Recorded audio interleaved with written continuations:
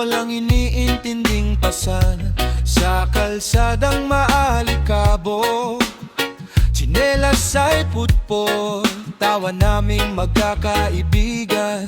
Sa hangin ay lumulutang, ang tanging problema ko lang noon sa buhay, paano makatakas pagtulog na si nanay. Dahan-dahang lalabas, di dapat magingay, para makipaglaro hanggang pit-apo ng taglay. Kapag napagalitan, luhay sandali lang, maya-maya tatawa na parang walang nasaktan. Kay bilis ng oras di ko man namalaya na ang datin walang bukas, ngayoy alaala na lang. Panahong gusto kong balikan, mga sugat sa tuhod ay kay dali lang pagalingan. Mga murang candy na parang kay tamis ng buhay, problema ay kung saan kukuha ng piso na alay. O kay sarap maging bata muli, walang takot, walang alinlangan sa sarili. Kung pwede lang sanang bumalik sandali, sa panahong ang mundo ko'y kay liit, pero kay laki ng ngiti.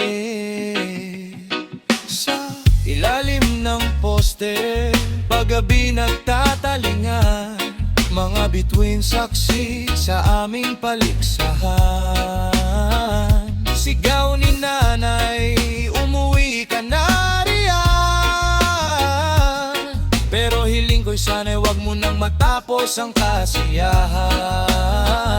Larong tumbang preso at habulan sa daan, pawis at alikabok ay parang medalya ng tagumpay. Walang iniisip na bayarin o kabiguan, bukas ay panibagong laro na naman ang asahan. Ngayon ako'y lumaki na at may dala-dalang bigat, mga pangarap ay kailangang abutin sa paglakad. Ngunit sa tuwing ako'y napapagal at sugatan, inaalala ko ang batang minsang naging matapang. Panahong gusto kong balikan, mga simpleng bagay na no'y sapat na dahilan. Isang candy, isang piso, masaya na ang puso. Sa munting mundong ako ang hari at reyna ng laro.